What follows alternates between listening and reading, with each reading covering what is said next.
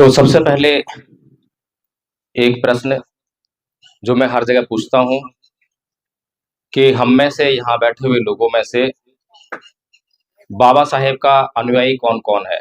एक बार हाथ खड़ा कर दें ईमानदारी से। एक दूसरे को देख के ना करें, ईमानदारी से। जो नहीं है वो डाउन कर दे, जो है वो खड़ा कर। ठीक, सभी हैं। अच्छा, बाबा साहेब की इज्जत कितने लोग करते हैं वो भी हाथ खड़ा करें। इज्जत सारे लोग करते हैं। और बाबा साहेब का अपमान कितने लोग करना चाहते हैं या करते हैं? करते कितने लोग हैं? कोई नहीं करता। चलिए, ये तो मेरे लिए बहुत खुशी की बात है, क्योंकि मैं भी बाबा साहेब का बहुत बड़ा भक्त हूँ।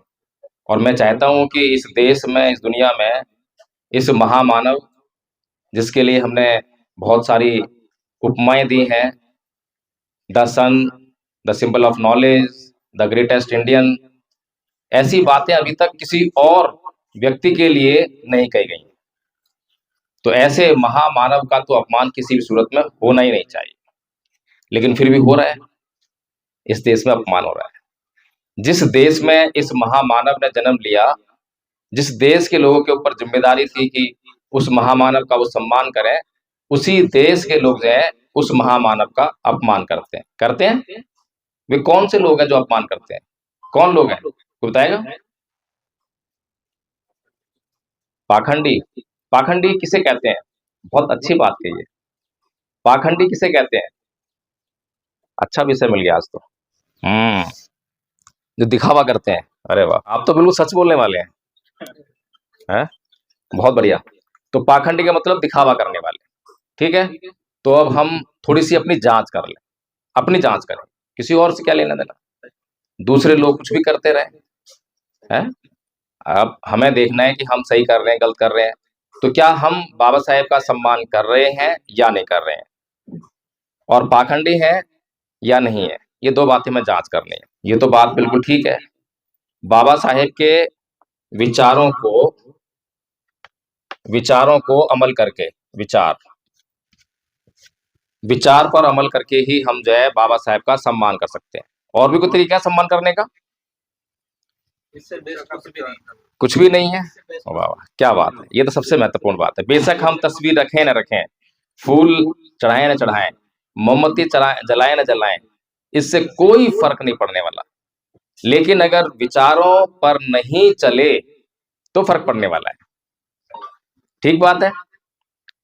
तो हमारे माता पिता जो है हमारा भला चाहते हैं। किसी के माता पिता हैं जो अपने बच्चों को बुरा चाहते हो? किसी के नहीं होंगे, है ना?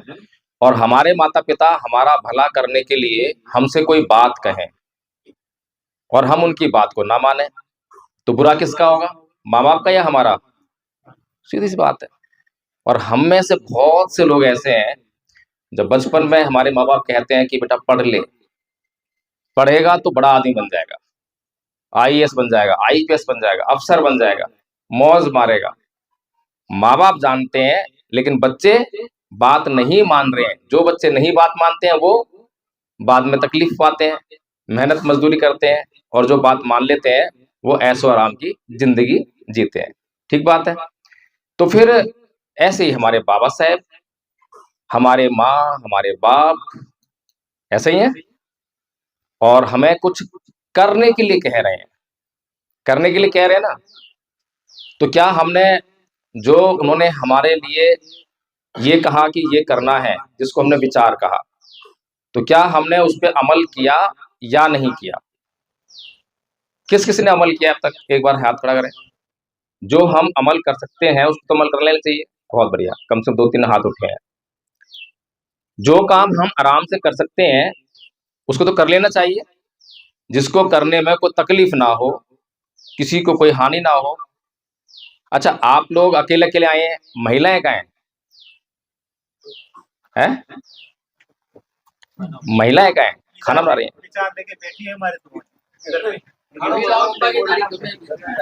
अच्छा, कभी आपके घर परिवार में शादी ब्याह होता है, रिश्तेदारी में, तो वहां भी ऐसी जाती है अकेले अकेले हैं? जब बाबा साहेब के मिशन का कार्यक्रम है तो अकेले आ गए, और कहीं रिश्तेदारी में शादी ब्याह होता है तो पूरा परिवार उसको साथ में लेके चलते हैं। अगर मोटरसाइकिल है गाड़ी की व्यवस्था नहीं है तो गाड़ी की व्यवस्था करके लेके जाते हैं, है ना। तो ये कैसी बात हुई, ये बाबा साहेब की वाली बात हुई या नहीं हुई? नहीं हुई ना, पहली बात में फेल हो गए। बाबा साहेब ने हमें समानता का अधिकार दिया, दिया। मौलिक अधिकार तो हम बहुत चिल्लाते हैं, संविधान संविधान, ये भी बहुत चिल्लाते हैं, संविधान खरीद के भी लाते हैं, लेकिन संविधान संविधान चिल्लाने से क्या फायदा? संविधान को घर में खरीद कर ला के रखने से क्या फायदा? संविधान के अंदर कुछ लिखा है, उसको अमल करना है, उसमें समानता लिखी है, और समानता केवल हम दूसरों से मांग रहे हैं, दूसरे मांग रहे हैं, दूसरे कह रहे हैं मनुवादी, ब्राह्मणवादी, दुश्मन है, हमारा दुश्मन है, हमारा दुश्मन हमारा नुकसान कर रहा है।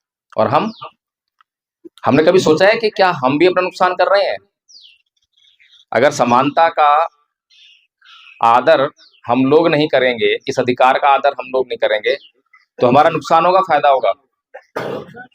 सीधी सी बात। और हो रहा नुकसान, क्योंकि हमारी महिलाएं हमारे साथ में यहाँ पर नहीं है, और हम यहाँ से जो भी कुछ सीखेंगे जानेंगे उसको ले जाकर अगर अपनी महिलाओं को घर पे जाके समझाना भी चाहेंगे तो सुनेंगे नहीं, पहले सुनेंगे नहीं, और सुनेंगी भी। मान लीजिए यहाँ पर मैं 1 घंटा आपको कोई बात बताऊं, तो आप 1 घंटा समझाते हो क्या उनको?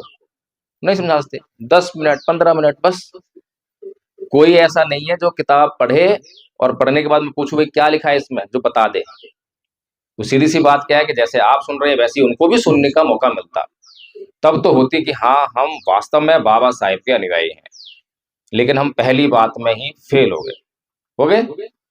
फिर बाबा साहेब ने करुणा, मैत्री, भाईचारा, इसकी बात कही, कही ना। अच्छा, करुणा क्या होती है? दया। अच्छा, और करुणा और दया में बड़ा अंतर है।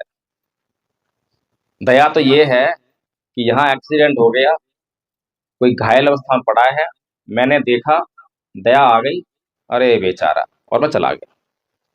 लेकिन करुणा ऐसी नहीं है। करुणा ऐसी है, किसी का एक्सीडेंट हुआ, घायल पड़ा है, उसको मेरी जरूरत है, वहां कोई नहीं है, तो जैसे मैं अपने दुख को दूर करने के लिए प्रयास करता हूं, वैसे ही उसके दुखों को दूर करने के लिए प्रयासरत हो जाऊंगा। फर्क है कि नहीं है? दया में करुणा में बड़ा फर्क है। तो इसीलिए हमें जो है शब्दों को समझना चाहिए, और बाबा साहब को समझना चाहिए, हर एक बात को समझना चाहिए। हमारे घर परिवार में अगर हम बाबा साहेब की बातों का आचरण करेंगे तो उससे सुख लौटकर हमारे ही पास आने वाला है। पहली बात तो हमारा परिवार जो है बुद्धि से संपन्न हो जाएगा, हमारे जो विचार हम बाहर से लेकर आ रहे हैं उससे भी संपन्न हो जाएगा, घर में कलेश नहीं होगा। हम बाहर से लेकर आ रहे हैं अम्बेडकरवाद और घर में फैला रहे हैं मनुवाद, क्लैश हो रहा है, हम चिड़चिड़ापन दिखा रहे हैं, इरिटेट हो रहे हैं। क्यों इरिटेट? आप क्यों नहीं लेकर गए उनको? अगर लेकर जाते तो 1 बार नहीं, 2 बार नहीं, 3 बार नहीं, 4 बार 5 बार, आप 2 बार में समझ गए, वो 5 बार समझ लेते हैं, कि समझ जाते, कारवा आगे बढ़ जाता। लेकिन उस कारवा को रोकने का काम तो हमने खुद ही किया। अच्छा, अब ये जो करुणा, मैत्री, भाईचारा का जो हम राग अलापते हैं, बौद्ध लोग जो हैं, जो बौद्ध धर्म की बात करते हो तो कहते ही हैं बौद्ध धर्म की क्या पहचान, करुणा, मैत्री, भाईचारा, ऐसे बोलते हैं। मानव मानव एक समान। बौद्ध धर्म की क्या पहचान? मानव मानव एक समान। बौद्ध धर्म का यही है नारा, करुणा, मैत्री, भाईचारा। मुझे नारे लगाने की याद नहीं, इसलिए भूल गया मैं। तो हम नारा लगाते हैं, क्या बौद्ध लोग करुणा, मैत्री, भाईचारा इसको अपने व्यवहार में लेकर आते हैं? बताइए, लेकर आते हैं क्या? बस शब्द पकड़ लिए और आंदोलन शुरू। तो ये क्या है? दिखावा है या नहीं है? पाखंड है कि नहीं है? हम समस्याओं से घिरे पड़े हैं, हमारी समस्याएं अंत होने का नाम नहीं ले रही हैं, समस्याएं समाप्त नहीं हो रही हैं, और हम आंदोलन पर आंदोलन, आंदोलन पर आंदोलन। क्या होगा आंदोलन करके? क्योंकि आंदोलन का मतलब नहीं समझ रहे हैं कि आंदोलन क्या है। जब तक हम आंदोलन का मतलब नहीं समझेंगे, आंदोलन होता क्या है, कैसे किया जाता है, तो कैसे हमारी दुख दर्द दूर होंगे? तो समस्या है। चलिए, तो अब हम अपने घरों में जो है ये करुणा जो शब्द है इसका हम इस्तेमाल करते हैं अपने बच्चों से, अपनी पत्नी से, करते हैं नहीं करते? कोई अभी डोमेस्टिक वायलेंस का कानून बना है, ऐसा कोई प्रकरण तो किसी घर में नहीं है ना? ध्यान रखना पहली बात तो, अम्बेडकरवादी हैं, पहली बात तो सच्चे ईमानदार हैं, और सच्चे ईमानदार हैं तो ये जो आपराधिक कानून जो बने हैं, ये अपराध हमारे से हमारे लोगों के साथ में और हमारे घर परिवार में बिल्कुल भी होना नहीं चाहिए। ठीक है? करुणा, मैत्री, सबसे जो है मैत्रीपूर्ण संबंध स्थापित करने और भाईचारा स्थापित करना, इसका बहुत अच्छा परिणाम माना गया है। अब मैं आप लोगों से जानना चाहता हूं कि हमने कहा बाबा साहेब के विचारों पर चलकर अगर हम चलते हैं तो हम बाबा साहेब का सम्मान करेंगे। तो बाबा साहेब का मिशन कितने लोगों को पता है? हैंड रेज करें। बाबा साहेब का मिशन कितने लोगों को पता है? बस अकेले आपको? क्या बात है, आपको ही पता है, आपको पता है। अच्छा, क्या है मिशन बाबा साहेब का? बाबा साहेब का मिशन क्या है जिसका हम रोज राग अलापते हैं? सुबह उठते हैं, हम अम्बेडकरवादी हैं, बाबा साहेब का कारवा, बाबा साहेब का मिशन हम पूरा करेंगे। हैं? बाबा साहेब का मिशन अधूरा, हम सब मिलकर करेंगे पूरा, नारा लगा लेते हैं। ये पता नहीं है कि मिशन क्या है, क्योंकि 3 लोगों ने हाथ खड़ा करा इसलिए बोल रहा हूं मैं। शिक्षित बनो, संगठित रहो, संघर्ष करो। ठीक है, चलिए अब थोड़ा सा मैं भी लिखता हूं अपना विचार, कुछ मैं भी सीख के आया हूं। ये बाबा साहेब का मिशन था या नहीं था? बाकी चीजें जो हम कह रहे हैं, जान रहे हैं, शिक्षा, संगठन, संघर्ष, आंदोलन, संविधान, ये सब इसको पूरा करने के साधन है। ये सब इसको पूरा करने के साधन है। असली मिशन क्या है? समाज का उत्थान करना। सही बात है, समाज का उत्थान करना, ये जो है बाबा साहेब का मिशन है। ये मिशन बाबा साहेब ने कब बनाया अपना, कुछ याद है? जब बड़ौदा में तो जब बाबा साहब डॉक्टर भीमराव अंबेडकर को पूरे बड़ौदा शहर में रहने के लिए जगह नहीं मिली। आज तो बड़े बड़े मकान हमारे हैं, कोई दिक्कत नहीं है। क्या आप इस बात को सोच भी सकते हैं कि कोई समय ऐसा रहा होगा कि परम पूज्य Baba Saheb doctor Bhimrao, the symbol of knowledge, the greatest Indian, the son कहलाने वाले व्यक्ति को पूरे बड़ौदा शहर में किसी ने रहने के लिए जगह नहीं दी थी? सोच सकते हैं क्या? अब भी होता है? अरे वाह वाह, अब भी होता है। लेकिन अब भी हम जो है वही पाखंड में अटके पड़े हैं, दिखावा कर रहे हैं, अब भी नहीं जागे। तो परम पूज्य बाबा साहब डॉक्टर भीमराव अंबेडकर रेल से जो है वापस जाने के लिए तैयार हुए। ट्रेन थोड़ी सी लेट थी, पास में ही बगीचा था, वहां गए और एक पेड़ के नीचे बैठकर फूट फूट कर रोए कि मैं इतना पढ़ा लिखा विदेशों से पढ़कर आया हूं और मुझे जो है इतना पढ़ा लिखा होने के बाद भी अगर ये लोग सम्मान नहीं दे रहे हैं तो मेरे समाज का क्या हाल होगा, जो पढ़ा लिखा नहीं है, जो कुछ जानता ही नहीं है, क्या हो रहा है क्या नहीं हो रहा। मैं तो बहुत कुछ जानता हूँ, आता ना था। तो किसकी चिंता हुई? अपनी नहीं, समाज की। मेरे समाज का क्या हो रहा होगा, मेरे समाज पर कैसे कैसे अत्याचार हो रहे होंगे, वो कैसे जी रहे होंगे, ये बात सोचकर अंदर से जो है खपखपा रोने लगे, फूट फूट कर रोए। और उन्होंने प्रण किया कि अगर मैं अपने समाज का उत्थान नहीं कर सका तो अपने आप को गोली मार लूंगा। टारगेट फिक्स कर दिया है। इसे कहते हैं मिशन। मिशन क्या होता है? टाइम बाउंड होता है और काम होता है, उसकी योजना होती है, टाइम बाउंड होता है और रिजल्ट आता है। तो मिशन हो गया। तो बाबा साहेब का मिशन है समाज का उत्थान करना। तो अब समाज का उत्थान करने के लिए परम पूज्य बाबा साहेब डॉक्टर भीमराव अंबेडकर समाज के एक अच्छे डॉक्टर थे। जब कोई बीमार हो जाता है तो डॉक्टर पास जाते हैं हम डॉक्टर पास, और अच्छा डॉक्टर होता है तो क्या करता है? हमारी पहले जांच करता है, अच्छी तरह से जांच करेगा और जांच करने के बाद पता लगाएगा कि बीमारी क्या है। फिर उसके बाद बीमारी पता लग जाएगी तो बीमारी को दूर करने के लिए कुछ दवाई देगा, कुछ परहेज भी बताएगा। ये सब होता है। तो ऐसे ही परम पूज्य बाबा साहेब डॉक्टर भीमराव अम्बेडकर हमारे समाज के एक बेहतरीन डॉक्टर। कोई शक तो नहीं किसी को? किसी को शक हो तो बता देना। भक्ति भाव में मत फंसना, भावनाओं को कोई मामला नहीं है, ईमानदारी दिखानी है। मैं बाबा साहेब का भक्त हूं इसलिए हाँ हाँ करते हैं, कोई फायदा होने वाला नहीं है। लेकिन बाबा साहेब की बातों को हमने ईमानदारी सुना, ईमानदारी समझा और आचरण करना शुरू कर दिया, बहुत फायदा होने वाला है, हमारा भी समाज का भी, दोनों का। तो परम पूज्य बाबा साहब डॉक्टर भीमराव अंबेडकर हमारे समाज के बेहतरीन डॉक्टर थे और उन्होंने हमारे समाज के दुख दर्द की गहनता से, बड़ी गहराई से जांच की और जांच करने के बाद क्या कारण पाया उस बीमारी का है? बीमारी क्या थी? बीमारी थी छुआछूत। और छुआछूत के कारण जो है समाज पर अत्याचार हो रहे थे, शोषण हो रहा था। ठीक है, तो छुआछूत का कारण क्या पता लगा बाबा साहेब को? किसको पता है जी? धर्मशास्त्रों से। धर्मशास्त्र, जाति व्यवस्था, वर्ण व्यवस्था जो बेस्ड ऑन द रिलीजियस। हाँ धर्मशास्त्र। ठीक बात है। तो बाकी के लोगों को नहीं पता क्या? पता है? किस किस को पता है ये बता दीजिए, हाथ खड़ा कर दीजिए एक बार, जिस जिसको पता हो। मुझे पता रहे कि हाँ हमें पता है लेकिन हम कर नहीं रहे हैं, या हमें पता ही नहीं है, तो पता लग जाएगी। किसी को पता नहीं है ये अभी पता है क्या सबको कि अब पता लग गया, नहीं लग गया? अब कितने लोग पता लग गया है कि जो हमारी ये बीमारी है it is based upon religious text? आपको पता है, बस बाकी लोगों को नहीं पता।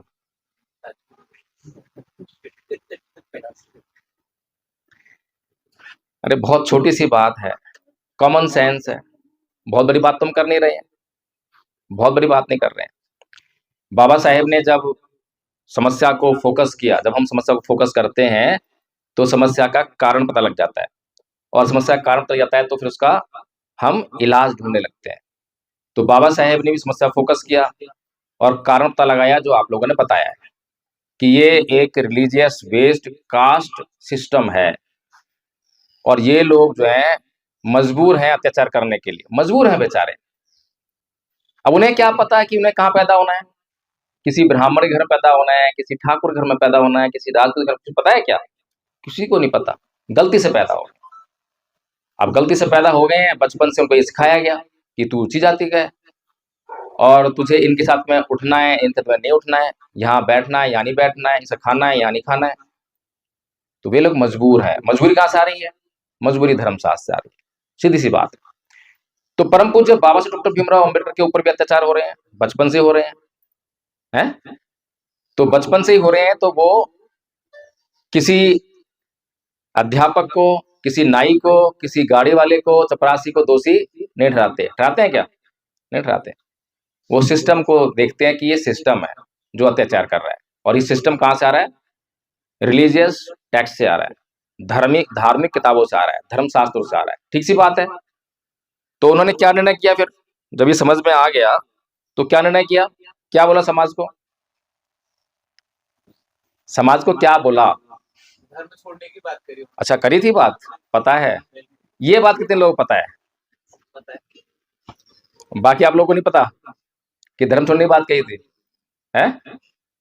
आज तो आपका गूगल है, बहुत सारी जानकारियां, 2 मिनट में मारो सर्च है, देखो बाबा साहेब ने कहा था, नहीं कहा था। तो अब जब बाबा साहेब ने ये बात कही तो किससे कही थी? अपने आप से कही थी? अपने आप से कही थी?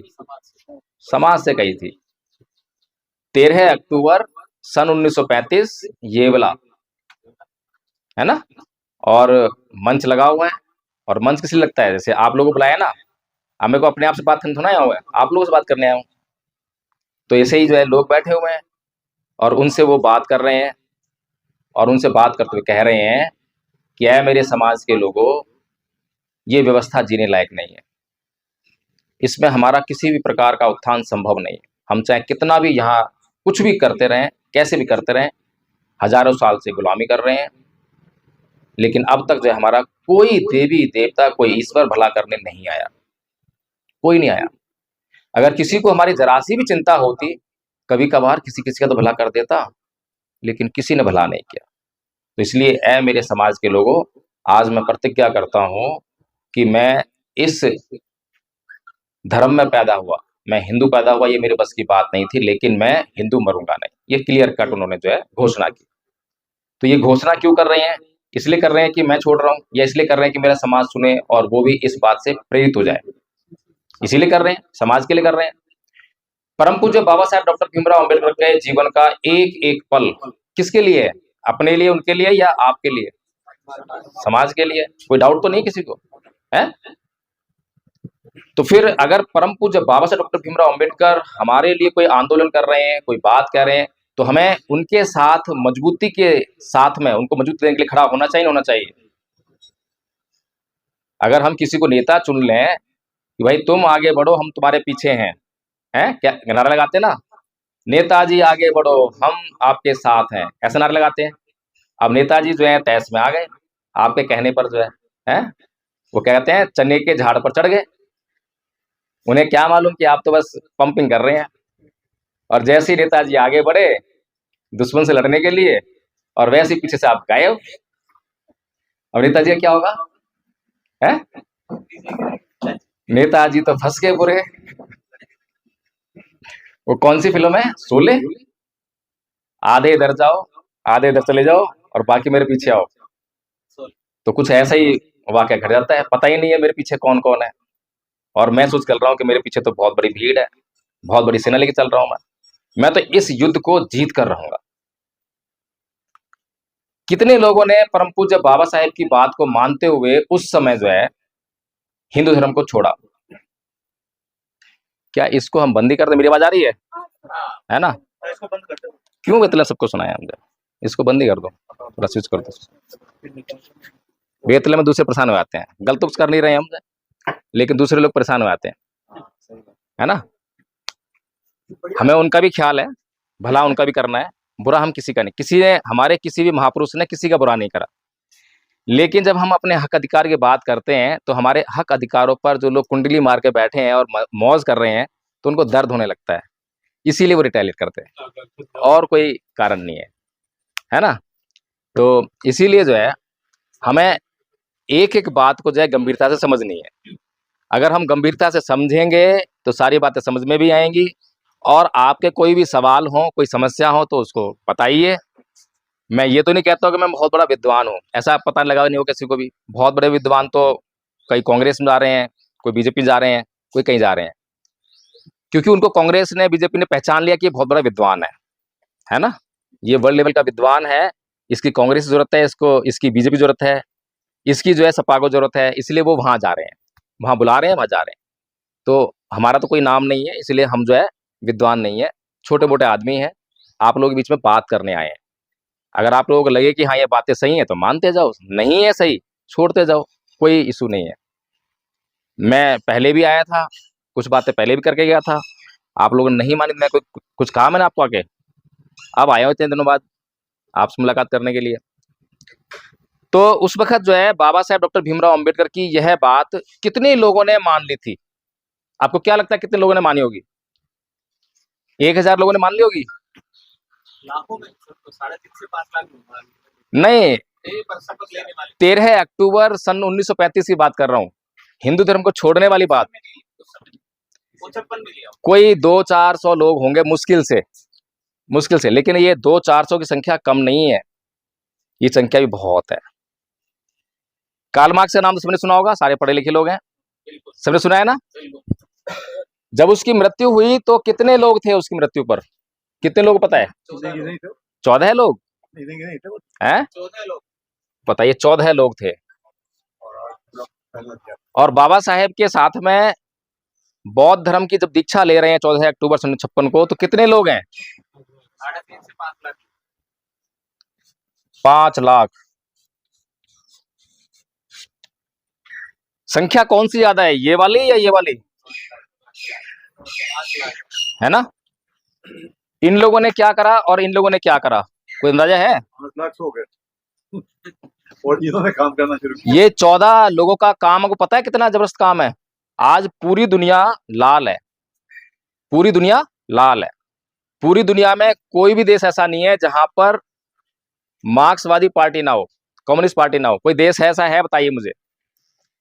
और आधी दुनिया तो उसमें सरकारें बन गई थी, है? आज भी बहुत से देशों में सरकार बनी हुई है, चाइना, वियतनाम, इसी की सरकार बनी है, रूस है, हमारे देश में भी केरल, वेस्ट बंगाल सरकारें, है ना? तो ये 14 लोग थे केवल, और ये 5 लाख लोग थे। और 5 लाख लोगों को टारगेट क्या दिया कि भारत को बौद्ध में करना है, ये टारगेट दिया था। भारत बौद्ध में है क्या आज? क्या है भारत? भारत जो है विश्व गुरु बनने जा रहा है। इसकी तरफ बढ़ रहा है नहीं बढ़ रहा? दोषी कौन? अच्छा, इसमें जो है किसके हक अधिकार सुरक्षित रहेंगे? आप में से कितने लोग हिंदू हैं बताएं जरा, हाथ खड़ा करें। आप में से यहाँ बैठे हुए लोग जो है कितने हिंदू हैं, वो हाथ खड़ा, ईमानदारी से खड़ा करते हैं। देखो कोई दिक्कत नहीं है, हम समझने आए हैं। आज तक जो हुआ सो हुआ, गलतियां किसी से भी हो जाती, मुझसे भी होती गलतियां, मैं कोई वो थोड़ा ना हूँ, मैं कोई बुद्ध थोड़ा ना हूँ, अरहत नहीं हूं मैं। मेरे अंदर भी काम, क्रोध, मोह, लोभ सब भरा पड़ा है। सभी जाति बना जो बना हुआ है, सबका हिंदू भाई बना हुआ है। कोई बात नहीं, उसकी कोई दिक्कत नहीं है, मैं उसकी नहीं कह रहा। मैं प्रमाण पत्र छोड़ दीजिए, प्रमाण पत्र हमारी कोई पहचान नहीं। मन से बताइए, मन हमारा बदमाश है। अभी आदरणीय आचार्य नीलम बौद्ध जी ने 2 गाथें बताई थी आपको। मनोपंगमा धम्मा मनोसेठा मनोमया मनसा च पदुठेन भासति वा करोति वा ततो नंग दुख मनवेति चक्कंग वै वहतो पदंग। मन ही सभी प्रवृत्तियों का अगुआ है। हम जो काम भी करते हैं सबसे पहले हमारे मन में उपस्थित होता है। जब हम करते हैं, अगर हमारे मन में कोई काम आ रहा है और हमें मालूम पड़ जाए कि ये काम का रिजल्ट खराब होगा, तो हम उसको सही कर सकते हैं। कर सकते हैं ना? भगवान बुद्ध जो कह रहे हैं इसलिए कह रहे हैं वो। लेकिन अभी हम तो करते नहीं है। जो भी मन में आता है तुरंत निकालते आते हैं, तुरंत करते आते हैं। हमेशा जो है एक्शन पे रिएक्शन तुरंत देते हैं, सोचते नहीं है। अगर थोड़ा सा एक्शन पर थोड़ा सा ठहर जाएं, थोड़ा सा सोचें, तो रिजल्ट बदलने लगेंगे, बदलने लगेंगे। तो भगवान बुद्ध का हम तो बहुत अभी डिस्कस करेंगे, धीरे धीरे आएंगे भगवान बुद्ध की तरफ। तो मन पूर्वगामी है, सभी कामों से पहले मन में बात आती है, फिर मन ही श्रेष्ठ है, मन के बगैर कुछ नहीं हो सकता। सबसे श्रेष्ठ मन है। आप जो भी काम करते हो मन की मर्जी से करते हो, मन में ना आए तो करते ही नहीं हो। फिर सब कुछ मनोमय है, सब कुछ मन से निर्मित है। हम भी मन से ही बने हैं। किसी को डाउट है इस पे कि हमारा निर्माण भी मन से हुआ है? डाउट है किसी को? कभी आपने स्कूल में पढ़ा होगा कि हमारे पूर्वज कौन थे? बंदर थे। बंदर के पीछे पूंछ थी, हमारे तो नहीं है। कहां गई पूंछ? हमारे मन के कारण। हमारे मन में ये बात उपस्थित हुई कि हमें पूंछ की जरूरत नहीं है। तो मन में जो बात उपस्थित होती है एकदम रिजल्ट नहीं देती है, धीरे धीरे। कुछ काम तुरंत रिजल्ट देते हैं, कुछ काम थोड़ा कम, थोड़ा ज्यादा, इस तरह से काम चलता है, सिस्टम चलता है। तो भगवान बुद्ध जो है 26 है, अभी तो बंदरों का पूछे तो है। वो जो जीन्स, आप इसको थोड़ा सा रिसर्च करेंगे ना, तो वो जो है क्लास अलग होगी। वो जो है,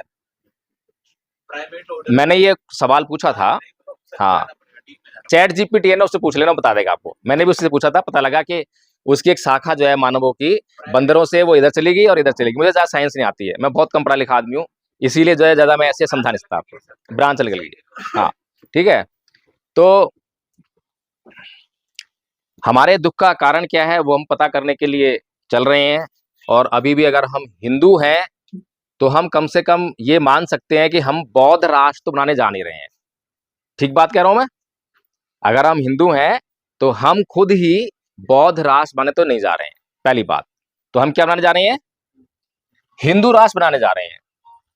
तो हमें थोड़ी देर कल्पना करके सोचना चाहिए, विचार करना चाहिए कि हिंदू राष्ट्र में हमारे साथ क्या होने वाला है। कोई बताओ क्या होने वाला है? हैं? चलो मैं बताता हूं आपको। एक तो हमें समानता मिलेगी, मिलेगी, क्योंकि हिंदुओं के जितने भी धर्म ग्रंथ हैं सब में समानता का बखान है। ठीक है। फिर हमें जो है सत्ता मिलेगी, सत्ता मिलेगी, क्योंकि हिंदुओं के धर्म शास्त्र जो हैं ये कहते हैं कि शूद्रों को ही राजा बनना चाहिए। ठीक बात है। और फिर हमें जो है तीसरी चीज मिलेगी,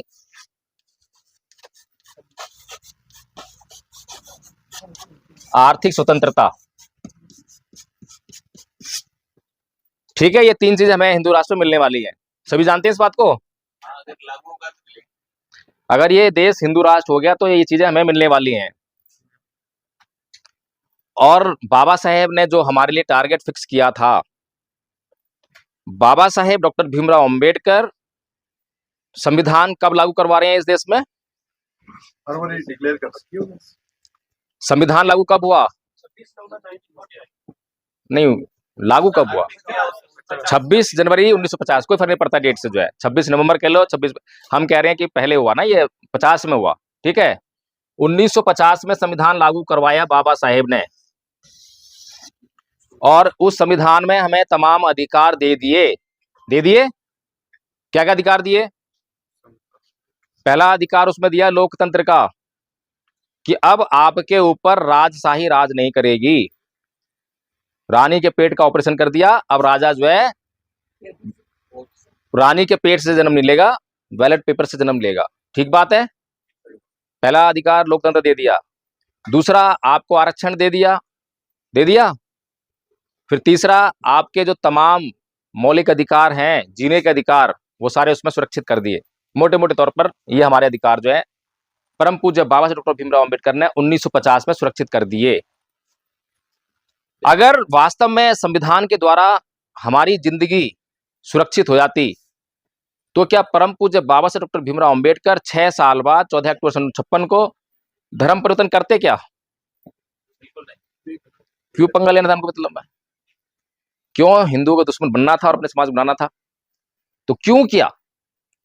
क्योंकि जो संविधान है उसकी अपनी लिमिटेशंस हैं। संविधान और संविधान के द्वारा बनाए गए कानून, उनकी अपनी लिमिटेशंस हैं। क्या लिमिटेशंस हैं? उदाहरण देकर समझाना चाहूंगा। आपके ऊपर जब कोई जातिवादी टिप्पणी करता है तो आप तुरंत ही क्या बोलते हो? छोड़ूंगा नहीं, है ना। और अगले ही दिन जो है एफआईआर दर्ज हो जाती है SC/ST एक्ट में, हो जाती है। तो अब SC/ST एक्ट में जो हमने एफआईआर दर्ज कराई, उसका उद्देश्य क्या था?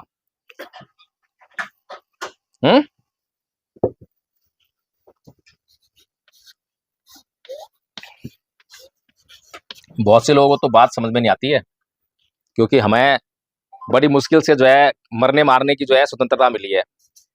अभी तक तो खाली मरने की स्वतंत्रता थी, मारने की स्वतंत्रता बड़ी मुश्किल से मिली है ना, रिटेलिएट करने की। तो इसीलिए अभी मेरी बातें समझ में आती हैं बहुत से लोगों को। आप थोड़ा कोशिश कीजिए समझने की। तो SC/ST एक्ट में हमने एफआईआर दर्ज करवा दी। हमारा उद्देश्य क्या था? है सजा मिले, ये उद्देश्य था।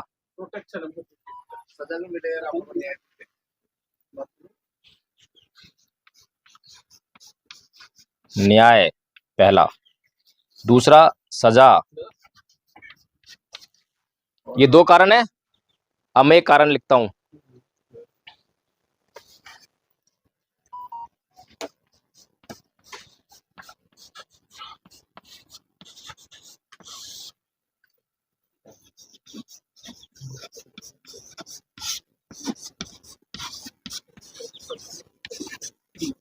दिखाई दे रहा सबको? क्या लिखा है ये? अब कौन सा सही है? ये सही है, ये सही है, या ये सही है? ये भी सही है, ये भी गलत नहीं है। लेकिन आपके लिए न्याय का मतलब अलग है। मेरे लिए न्याय का मतलब ये है, लेकिन आपके लिए न्याय का मतलब सजा दिलवाना है, बदला लेना है, सबक सिखाना है, यही है ना। और मेरे लिए है ये सामाजिक अन्याय से मुक्ति। ठाकुर साहब जो है मेरे ऊपर कभी भी, ठाकुर साहब और उनकी पीढ़ियां, आने वाली जितनी पीढ़ियां हैं, उनका परिवार, कभी भी मेरे खिलाफ कोई भी जातिवादी अत्याचार करने की सोच भी ना पाए। ये मेरा लक्ष्य है। तो हम तो बहुत ही छोटे छोटे लक्ष्य बनाते हैं, बहुत ही कम में गुजारा करने वाले लोग हैं। लेकिन जो हमारे सामने जो लोग हैं, जिनको हम अपना दुश्मन कहते हैं, दिन रात उनका गला फाड़ते हैं, मनुवाद, ब्राह्मणवाद, वो कम में गुजारा करते हैं क्या? आपका तो 1 कोठी से काम चल जाएगा, उनके लिए 10 कोठियां और ले लेके डालेंगे, है ना। सारी संपत्ति हड़पेंगे, उन्हें जरूरत नहीं है किसी चीज की। 10 गाड़ियां, 20 गाड़ियां, और आपका तो अरे एक गाड़ी मिल जाए बस बहुत है। हम बहुत कम में गुजारा करने वाले लोग हैं। इसीलिए हम जो है न्याय का मतलब खाली इसको सजा मिल जाए, मेरी नाक का सवाल है, मेरी नाक का सवाल बन जाए, बस इसी सोचते हैं, फर्स्ट एड है ना, फर्स्ट एड बस।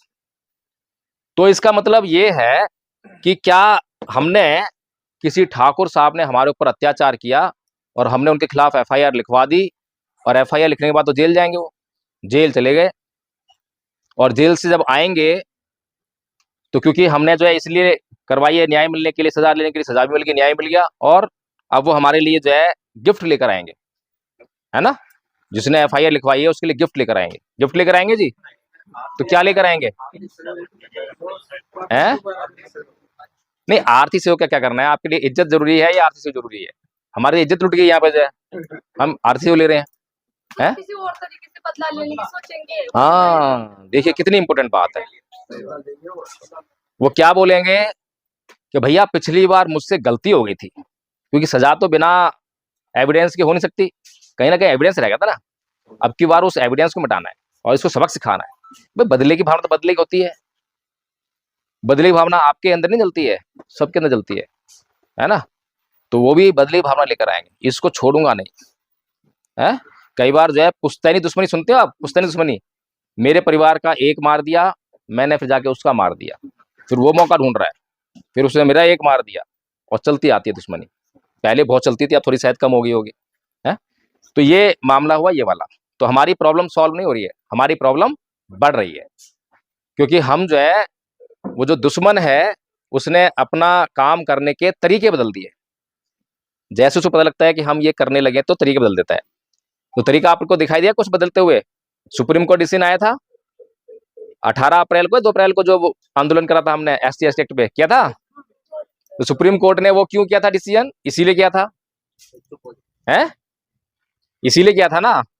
और फिर ऊपर से हम एससी एसटी एक्ट में एफआईआर दर्ज तो करा देते हैं, वो सारी एफआईआर जो है कॉम्प्रोमाइज में कन्वर्ट हो जाती हैं। तो कॉम्प्रोमाइज किस में होता है? कॉम्प्रोमाइज से क्या निकल के आता है कि अत्याचार हुआ ही नहीं, रिपोर्ट गलत जा रही है। तो ये एससी एसटी एक्ट जो अभी हमें एक कुछ समय के लिए एक साधन मिला है, तो ये एससी एसटी एक्ट का हम इस्तेमाल किस तरह से कर रहे हैं? जरूरत पड़ने पर करना चाहिए, लेकिन हम तो बहुत खुलकर कर रहे हैं, लाजवाब इस्तेमाल हो रहा है। अगर जरूरत पड़ने पे करेंगे तो उसमें कॉम्प्रोमाइज होने के चांस नहीं है, फिर तो न्याय की तरफ जाएंगे, इसकी तरफ जाएंगे।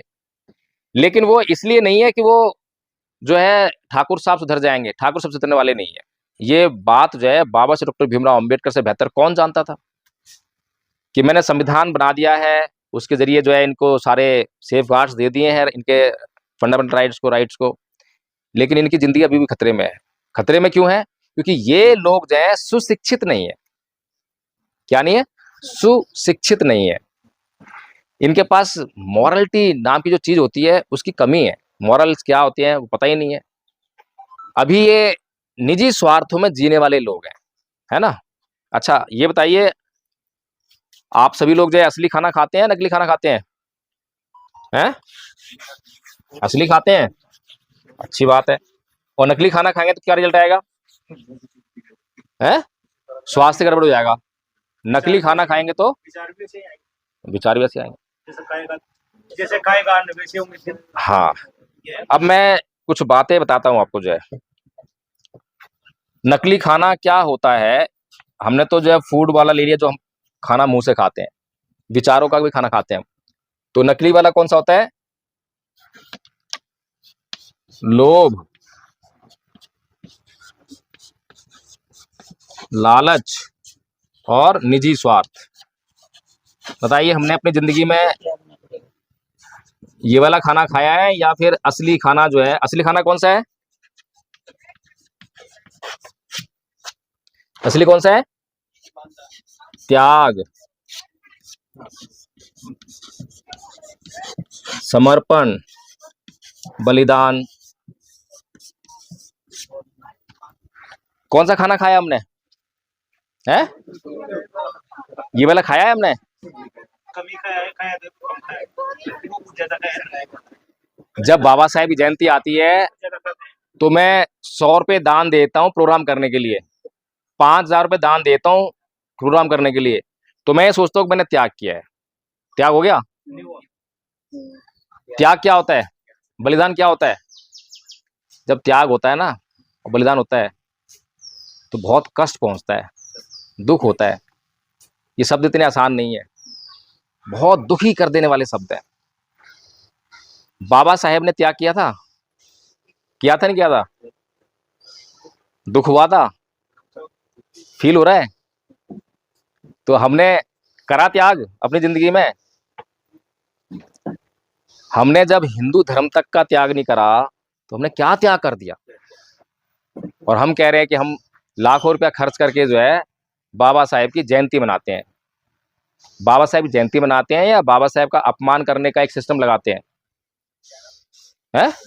कन्हैयालाल मेघवाल जी बैठे हुए हैं, मैं इनके घर पे 5 दिन के लिए आया और रोज सवेरे मैंने इनके पैर छुए और बाहर घूम चला गया। और एक आदमी देख रहा है रोज सवेरे कि भैया एडवोकेट जय भीम प्रकाश है, रोज सवेरे कन्हैयालाल जी के पैर छू के निकलता है, कितना अच्छा आदमी है, कितना शिष्टाचार वाला आदमी है।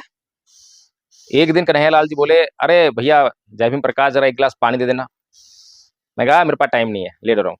बताइए क्या हुआ? अपमान कहाँ हो रहा है, सम्मान कहाँ हो रहा है? अपमान कहाँ है, सम्मान कहाँ है? और मैं इनके रोज पैर ना छूऊं बिल्कुल भी, लेकिन ये जो मुझे काम करने के लिए कहे, मैं इनके एक बार कहने पर ही वो काम करने लग जाऊं। सम्मान है, अपमान है? वो सबसे बड़ी चीज है। तो फिर हम कहाँ सो रहे हैं? हम जो है, हमें ये छोटी छोटी बातें क्यों समझ में नहीं आ रही? हम बाबा साहेब का अपमान करने के लिए मंच लगाते हैं या सम्मान करने के लिए मंच लगाते हैं? अभी अमित शाह जी ने संसद में खड़े होकर एक स्टेटमेंट दिया था। क्या बोला था? अंबेडकर अंबेडकर चिल्लाते रहते हैं, इतना अगर तुम जय भगवान का नाम चिल्लाते तो फिर स्वर्ग मिल जाता है। गलत का सही करा? हमारे लिए गलत है। भाई हमारे लिए देखो, स्वर्ग से नरक से कोई मतलब नहीं है, सबकॉन्शियस माइंड में भी यही है ना? तो वो निकल चुका। हाँ, तो हमारा जो है स्वर्ग से कोई मतलब नहीं है, हमें स्वर्ग मिले ना मिले, हमें अमित शाह को मतलब नहीं है, हमें अमित शाह से कोई मतलब नहीं है। लेकिन अमित शाह ने जो एक बात कही कि अंबेडकर का नाम लेना फैशन बना रखा है, ये बात इंपॉर्टेंट है। हमारे लिए बाबा साहेब का नाम लेना फैशन है या नहीं है, ये बताइए। पूरा पूरा पैशन है, फोटो वोटो खिंचाने तक है। वहाँ सबसे पहले मैं जाऊँ, मेरा फोटो सबसे पहले आना चाहिए। अच्छा, फैशन क्या होता है? फैशन क्या होता है? हैं? ये फैशन जो होता है क्या है? दिखावा। दिखावा मतलब काम नहीं होता है, खाली दिखावा होता है। मैं हर जगह एक उदाहरण देता हूँ, मेरे पास एक ही उदाहरण है, दूसरा उदाहरण आप देख लेना कोई मिल जाए तो। सर्दियों में महिलाएं जब शादी ब्याह पार्टी वगैरह में जाती हैं, सर्दियों में बहुत ठंड पड़ती है, जब जो है, जब देखना जनवरी में की शादी होती है तो कैसे कपड़े पहन के आती हैं? स्वेटर ऊपर डाल भी लेंगी, तो जब फोटो का सेशन होगा तुरंत स्वेटर निकाल के फिर फोटो खिंचवाएंगे। अब वो कपड़ा है, हाँ, अब वो जो कपड़ा है, नहीं मैं क्षमा चाहता हूँ महिलाओं से, जो है मैं अपमान नहीं कर रहा, मैं एक बात आ रहा हूँ, बाबा साहेब की बता रहा हूँ। मेरा जो है केवल और केवल बाबा साहेब से मतलब है, और किसी मतलब नहीं। मैं समझाने के लिए बात को ले रहा हूँ और मेरा मकसद किसी का अपमान करने का नहीं है। तो कपड़े का काम क्या होता है? शरीर को ढकना और शरीर की सुरक्षा करना, गर्मी से सर्दी से, है ना, इसलिए हम कपड़ा पहनते हैं। अब सर्दी में जो महिलाएं कपड़ा पहन रही हैं नेट वाला और ये जो है, तो क्या कपड़ा जो अपना काम कर रहा है? क्या नहीं कर रहा। तो इसका मतलब फैशन का मतलब हुआ कि वो काम नहीं करता है, आकर्षण होता है, दिखावा ज्यादा होता है, क्रिकेट की तरह है ना, दिखावा ज्यादा होता है। तो अमित शाह कह रहे हैं, तो वो बात सही कह रहे हैं कि ये अंबेडकर का नाम लेना फैशन हो गया है। अगर अमित शाह गलत कह रहा होता और इस समाज के लिए, बाबा साहेब के लोगों के लिए बाबा साहेब का नाम लेना फैशन ना होता, तो इसका मतलब क्या होता? इसका परिणाम क्या होता? किसी को परिणाम मालूम है? हैं? इसका परिणाम ये होता कि अमित शाह जो है वो संसद के बाहर खड़ा हुआ गेट पर देखता कि इस पे मैं कैसे घुसूं, बाहर इतनी सिक्योरिटी लगी हुई है, और ये समाज जो है सारा संसद भवन के अंदर होता। गलत बात सही बात है? अब आप लोगों को तो पसंद ही नहीं है संसद के अंदर जाना, अमित शाह को पसंद है। अब संख्या किसके पास है अंदर जाने की? हैसियत किसके पास है? हैसियत हमारे पास है, और अंदर वो जा रहे हैं जिनके पास हैसियत ही नहीं है। और जिनके पास हैसियत नहीं है उनकी बहुत सारी पार्टियां हैं और सारी पार्टियां अंदर जाती हैं। इसका मतलब क्या है? कितनी बड़ी हम जो है मतलब कितने बड़े लेवल पे नकली खाना खा रहे हैं और कितने बड़े लेवल पे हम जो है बाबा साहब से बेईमानी कर रहे हैं, अंदाजा है क्या हमें? हमारी कितनी भी पार्टियां होती तो हमारी हर एक पार्टी जो है संसद में आनी चाहिए थी। अभी बसपा पहले काम कर रही थी हमारे लिए, है, फिर वामन मिश्रा ने एक पार्टी बना ली तो हम चीखे चलाने लगे, फिर आजाद समाज पार्टी बन गई, फिर हम चीखे चलाने लगे, अरे समाज को बांट रहे हो, अरे समाज बट रहा है। क्योंकि दर्द होता है, बड़ी मुश्किल से कुछ लोग इकट्ठा होते हैं और वही बटने लग जाए, फिर कैसे जाएंगे, बड़ी मुश्किल सपना देख रहे हैं। लेकिन ये काम मुश्किल नहीं है, संसद में जाने का काम मुश्किल नहीं है, संसद में जाने का काम तो बड़ा आसान है। और कितनी भी पार्टियां बन जाए उसको फर्क नहीं पड़ता, जितनी पार्टियां बनेंगी उतना ही बाबा साहेब का विचार फैलना चाहिए, फैलना चाहिए। भाई बाबा साहेब का नाम लेकर अगर पार्टी बन रही है तो इसका मतलब क्या है कि वो फील्ड में जाएगी वोट लेने के लिए, बाबा साहेब की बात करेगी, बाबा साहेब के मिशन की बात करेगी, तो बाबा साहेब का मिशन और बाबा साहेब का विचार फैलेगा या कम होगा? फैलेगा ना। तो जितनी पार्टियां बने उतना अच्छा होना नहीं चाहिए हमारे लिए। हम दुख क्यों जताते हैं कि पार्टियां बन रही हैं, लेकिन दुख इसलिए होता है कि पार्टी तो बनती है, वो पार्टी इसलिए बनती है कि वो अपना तो कुछ काम करे ना, और अब तक जो काम महापुरुषों ने किया है, जो पेड़ लगाया है, उसके फल खा ले। गलत कह रहा हूं सही कह रहा हूं? अब पेड़ की भी जो है एक लिमिट होती है फल देने की, जो है कब तक फल देगा। और फिर ऊपर से जड़ों में पानी नहीं दे रहे हैं, हम खाद पानी कर ही नहीं रहे हैं, खाली फल तोड़ रहे हैं, फल तोड़ रहे हैं, तो जल्दी ही उसका रिजल्ट भी आने वाला है, आ भी गया है। अच्छा, एक शब्द लिखता हूं मैं यहाँ पर, चलिए उससे पहले मैं आपसे एक बात पूछता हूं। एक अकेला अंबेडकर, कितने अंबेडकर मिले हमें? एक मिला या कई मिले हैं? एक ही मिला है, हैं? पक्की बात है ना? अच्छा, एक अकेले अंबेडकर ने हमें क्या क्या दे दिया? क्या क्या दिया? संविधान दे दिया हमें, संविधान में लोकतंत्र, संविधान में आरक्षण और तमाम हक अधिकार। आज जो जिंदगी हम इतने आराम से जी रहे हैं, मजे के लिए जी रहे हैं, ये जिंदगी जो है एक अकेले अंबेडकर ने दी है। दी है? किसी को डाउट तो नहीं है? बता देना, शायद बाबू जगजीवन राम जी भी साथ में लगे हो, बाबा साहेब के लगे थे, हैं? अकेले बाबा साहेब थे ना, उनके दुश्मन तो थे लेकिन अकेले बाबा साहेब करने वाले थे, नेतृत्व करने वाले। अच्छा, आज हमारे सामने अकेले बाबा साहब स्वयं पढ़े लिखे थे, है ना? आज बाबा साहेब के बराबर पढ़े लिखे ना हो लेकिन कुछ कम पढ़े लिखे सही, कितने लोग हैं? कम लोग हैं, ज्यादा हैं? जितने भी आज देश में हमारे आरक्षण से आईएएस आईपीएस बने हैं, सारे पढ़े लिखे ही है ना, कोई कम पढ़े लिखे तो नहीं है। जितने भी जजेस हैं किसी भी लेवल पे, सुप्रीम कोर्ट तक आरक्षण से जो लगे हैं, सारे जो पढ़े लिखे हैं? सरकारी नौकरी में जितने लोग लगे हैं सारे पढ़े लिखे हैं। इतने सारे पढ़े लिखे लोगों के बाद भी, लाखों करोड़ों लोग पढ़े लिखे हैं, इंटेलेक्चुअल्स हैं, उसके बावजूद भी आज हम किस लिए आंदोलन कर रहे हैं? संविधान खतरे में है, आरक्षण खतरे में है, हमारे अधिकार खतरे में है, और ये आंदोलन क्यों? उल्टा हो गया काम, अकेला अंबेडकर सब कुछ दे रहा है और तुम इतने सारे लोग होकर भी सब कुछ खतरे में ले आए।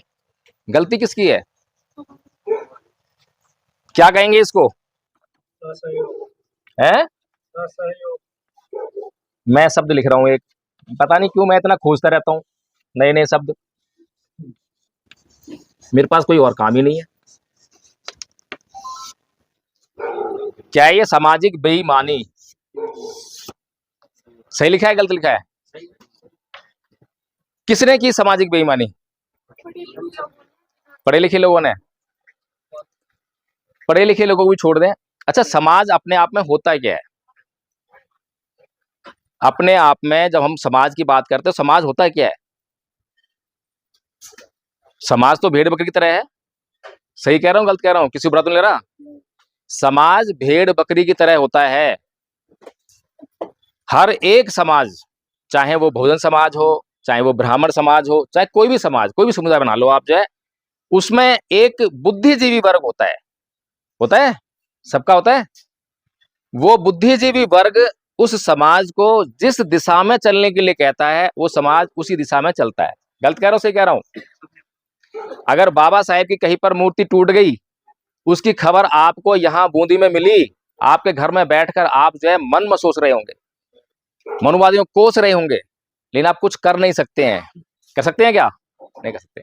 लेकिन आपके किसी बुद्धिजीवी ने वहां से एक आवाज लगाई, 15 अगस्त को, 17 अगस्त को जंतर मंतर पहुंचो, आंदोलन करेंगे, बाबा साहेब की मूर्ति लगवाएंगे, तो हम पहुंचने काम करेंगे?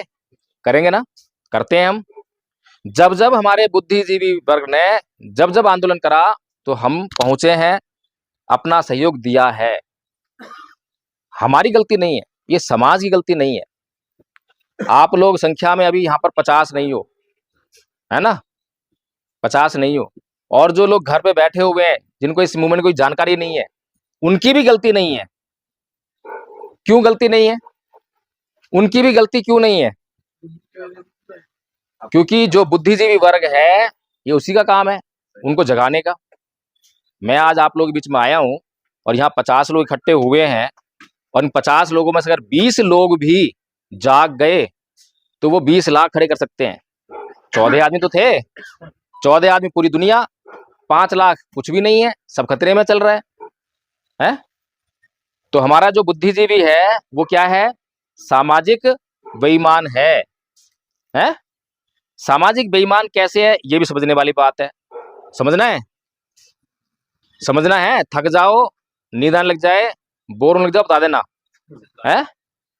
चलो, मान्यवर साहेब कांसीराम जी जब बाबा साहेब और फूले को पढ़ते हैं तो उनकी नींद उड़ जाती है ना, और वो आंदोलित हो जाते हैं, और आंदोलित होकर जो है बाबा साहेब और फूले के विचारों पर चलने वाली पार्टी आरपीआई को ज्वाइन कर लेते हैं, और उसके लिए तन मन धन से काम करने लगते हैं, कार्यकर्ता बनके। ठीक बात है। उसके बाद संत गाड़गे महाराज धर्मशाला में एक दिन एक मीटिंग होती है, और वहां पर जो आरपीआई के जो नेता हैं वो अपना सब कुछ जो है कांग्रेस सौंप देते हैं एक सीट के लिए, और वो कहते हैं कि हो सकत नहीं, कि ये नहीं हो सकता कि हम बाबा साहेब डॉक्टर भीमराव अंबेडकर और फूले की विचारधारा पर चलकर एमएलए और एमपी बन जाएं। ये कौन कह रहे हैं? आरपीआई के नेता। वो सही कह रहे हैं, गलत कह रहे हैं? गलत कह रहे हैं? सही कह रहे हैं, गलत कह रहे हैं? गलत कह रहे हैं? वो सही कह रहे हैं, मुझे लगता है सही कह रहे हैं। जांच कर लेते हैं अब, है ना, जांच कर लेते हैं। देखिए, एमएलए और एमपी बनने के लिए किस चीज की जरूरत है? एमएलए और एमपी बनने के लिए किस बात की जरूरत है? कौन सा सिद्धांत अप्लाई होता है एमएलए एमपी बनने के लिए? मुझे अगर एमएलए बनना है, एमपी बनना है, तो कौन सा सिद्धांत अप्लाई करूंगा? साम दाम दंड भेद। किसने बोला? बहुत बढ़िया, साम दाम दंड भेद। मैं अपने समाज को लूटूंगा, उसको धोखा दूंगा, छलूंगा, है, अपने समाज को कुछ भी करूंगा, लेकिन मुझे जो है नेता बनना है, एमएलए बनना है, एमपी बनना है, तो मैं उसके साथ में जो है किसी भी तरह की गद्दारी करने से चूकूंगा नहीं। ये है एमएलए एमपी बनने का मूल मंत्र। अगर आप में से भी किसी को बनना हो तो मूल मंत्र मिल गया है। समाज में जाओ, समाज को झूठ बोलो, बेईमानी करो, है, जितना बड़े झूठा होगे, जितना बड़ा झूठ बोल पाओगे, उतना ही ज्यादा आपको सम्मान भी मिलेगा और एमएलए एमपी भी बन जाओगे। अभी संविधान चिल्लाया लोगों ने, सारे लोग संविधान लेकर भी आए। अच्छा, कितने लोगों के घर में संविधान है? हाथ खड़ा करो एक बार। अच्छा, जितने लोगों के घर में संविधान है, कितने लोगों ने पढ़ लिया है? पढ़ा है? चलो, अब देखो, 1-2 हाथ खड़े हुए हैं। समझ में कितने लोगों का है? क्या क्या समझ में आया उसमें? क्या क्या समझ में आया? संविधान का अगर ब्रीफली लेंगे तो अगर प्रियम्बल भी आप पढ़ लो, संविधान अपने आप में एक बहुत बड़ा ग्रंथ नहीं, वो अगर प्रियम्बल ही पढ़ना था, संविधान क्यों लेकर आए? प्रियम्बल तो आप गूगल से फोटो कॉपी करा लेते हैं उसकी जो है। बहुत बड़ी चीज है संविधान को अगर डिफाइन करना, तो ये सेफ पार्ट है हमारे लिए। मैं ये कह रहा हूं कि संविधान को समझना वकीलों के बस की बात नहीं है, तो सारा कुछ तथ्यात्मक, और हमारे बुद्धिजीवियों ने हर एक को जो है संविधान बंटवा दिया है, संविधान घरों पहुंचा दिया। अब जिसको जो है 5वीं क्लास का सवाल हल करने में पसीने छूट गए हो, वो भी संविधान ले आया। जो कभी स्कूल ना गया हो वो भी संविधान ले आया। संविधान लाने से जो है किसको फायदा हुआ, किसको नुकसान हुआ? संविधान किताब लाए हम, किसको फायदा हुआ, किसको नुकसान हुआ? बुक सेलर को। और बुद्धिजीवी को एक नाटक करना है। बुद्धिजीवी जो है वो सामाजिक बेईमान है, उसको नेता बनना है, उसको कुछ ना कुछ समाज में चलाते रहना है ताकि वो हाईलाइट रहे, उसको आप हमेशा जानते रहो, आपकी नजर में रहे। जब तो नेता रहेगा वो, तो कभी कुछ कभी कुछ। हमारा धम्पत संघ अभी मीटिंग चल रही होगी, तो उसमें भी बहुत से हमारे जो आचार्य हैं कि जी संविधान संविधान संविधान, मैं बहुत समझाया। एक महाशय जो है संविधान की क्लास देते हैं, संविधान के ऊपर बहुत बड़ा कंट्रोवर्सी है, सही कह रहे हैं। कंट्रोवर्सी था कि हमारा समाज अभी भी डिप्राइव्ड है, अशिक्षित है, अभी संविधान और बाबा साहब को भी नहीं जानता है। तो हम लोग संविधान और बाबा साहब के द्वारा कम से कम अवेयरनेस को जाने, क्योंकि 1960 इवन 90 तक बाबा साहब को भारत रत्न नहीं दिया। ठीक है, कोई बात नहीं, कोई नहीं जानते थे, कोई बात नहीं, वो सिर्फ गायब था। आ रहे हैं अभी, उस पर भी आएंगे। बहुजन जो पर्सनालिटी उनको करता, तो मेरा ये कि दो पक्ष हो सकते हैं। नहीं, आ रहे हैं ना अभी, कोई दिक्कत नहीं है। That is not a issue, that is not a issue. मुझे, मैंने ये कहा है कि संविधान नहीं पढ़ना चाहिए। नहीं नहीं, मुझे बताइए, मुझे ये बताइए कि मैंने ये कहा है कि संविधान नहीं पढ़ना चाहिए, तो बाहर आएगी। हाँ, तो मैं भी तो ये कह रहा हूँ। विकासात्मक फायदा तो डेफिनेटली संविधान होता क्या है भाई, क्यों रखा है ताक में? तो अनपढ़ आदमी को उस चीज पे दिलचस्पी तो आती है सर, घर में कोई चीज लगाओ। आपको और हमको संविधान जैसे संविधान आपने, अच्छा एक बात बताइए, चलिए मैं मान लेता हूँ, मैं आपकी बात मानता हूँ। आप कह रहे हैं कि घर में संविधान रखा रहेगा, दिलचस्पी तो आती है। घर में बाबा से तस्वीर लगा रखी है, उनमें आज दिलचस्पी नहीं आई आज तक आपकी। प्रतीकात्मक होती है सर, मैं प्रतीकात्मक बात कर रहा हूँ। पॉलिटिकली अवेयरनेस है। बाबा साहेब, अरे संविधान को पढ़ना तो मुश्किल था, लेकिन बाबा साहेब की ये वाली बात को पढ़ना कौन सा मुश्किल था कि हिंदू धर्म छोड़ना था? सर एक बात करो, हमारी बहुत सारे बहुजन चिंतन जो है इतना आसान नहीं है। सर, ये पहला स्टेप है सर, आप जो बोल रहे हो वो पहली स्टेप है कि घर घर अम्बेडकर और घर घर संविधान, ये पहली स्टेप है। आएंगे तो जानेंगे भी तो सही ना सर, वहाँ टांगिए तो कोई तो पूछेगा ये क्या चीज है, क्यों हम इसको रखते हैं? आपने सब तो बात क्यों हम इसको रखते हैं? चलो मैं अब इस बात को, हाँ, सामाजिक बेईमानी, तो सामाजिक बेईमानी हमें ज्यादा पनप रही है।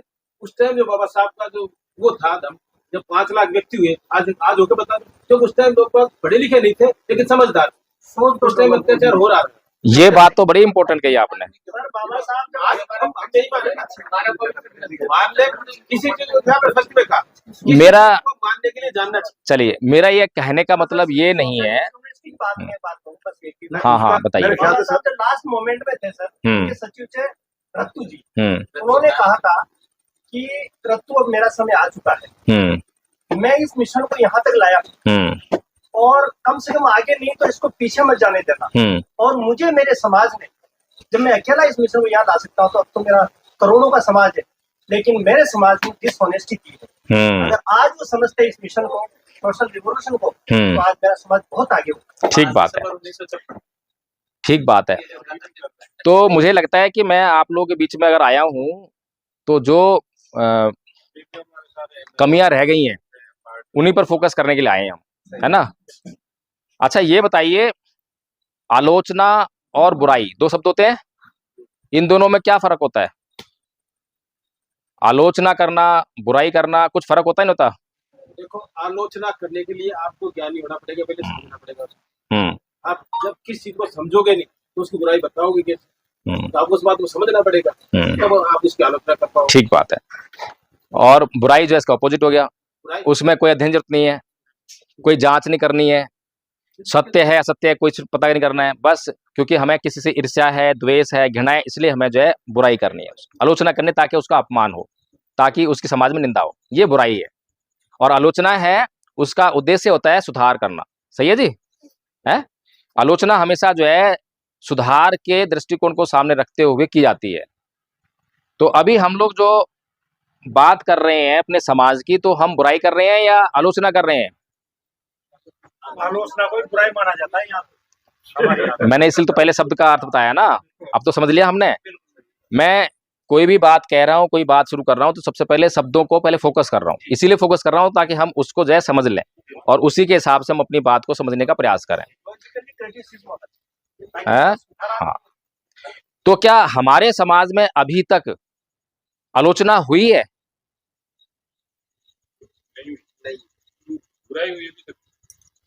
या तो बुराई हुई है या फिर नायक पूजा हुई है, दो बातें हुई हैं। जो हमें पसंद है उसकी हमने पूजा की है, और जो हमें पसंद नहीं है उसकी हमने निंदा की है, उसका हमने जो है अपमान करने का प्रयास किया, यही हुआ है। सही काम तो हुआ ही नहीं, सही से हमें मतलब ही नहीं है। जो बहुजन समाज पार्टी के भीतर काम करने वाले लोग हैं, उन्हें जो है पार्टी कैसी है, बहन जी कैसी हैं, क्या कर रही हैं, क्या नीति बना रही हैं, अब क्या नीति बननी चाहिए, कोई मतलब नहीं है। उनका केवल एक ही काम है, व्हाट्सएप हो, फेसबुक को, सब पे जो है बस, समझ गए ना, ज्यादा कुछ करने की जरूरत नहीं है। ऐसे ही आजाद समाज पार्टी के लोग हैं, ऐसे ही बामन मिश्राम जी के लोग हैं। जो जहां जुड़ गया, जिसको मैंने अपना नेता मान लिया, फिर मुझे जरूरत नहीं है वो सही है या गलत है, उस संगठन का उद्देश्य क्या है, लक्ष्य क्या है, क्या हो रहा है, मुझे जरूरत नहीं है। बस मेरे तो भक्ति करनी है, और यही हमारे समाज को गर्त में ले जाने का एक प्रमुख कारण है। लेकिन यहां पर जो है ऐसा नहीं है। ये जो धम्पा संघ है ना, इसकी जो स्थापना है वो मैंने की है। स्थापना करने के बाद सबसे पहले मैंने ही अपने अधिकार जो है त्यागे। काय का अधिकार? कि संस्थापक का इस संघ में कोई अधिकार नहीं होगा। होना क्यों चाहिए? संस्थापक का कोई अधिकार होता है क्या? मैंने ये घर बना दिया और मैं कहूं कि इस घर पर मेरा ही अधिकार है, बाकी परिवार क्या करेगा? मैं अत्याचारी हूं? मैं तानाशाही हूं? मैंने घर बना दिया, उसके बाद मैंने जो अपना विशेष अधिकार है त्याग दिया और सबके अधिकारों को उसमें शामिल कर दिया कि जैसा आप लोगों का अधिकार है वैसा ही मेरा अधिकार रहेगा। तो घर परिवार चलेगा ना आगे तक? सीधी सी बात है। तो सबसे पहले इसमें यही काम करा, फिर इसके नियम बनाए।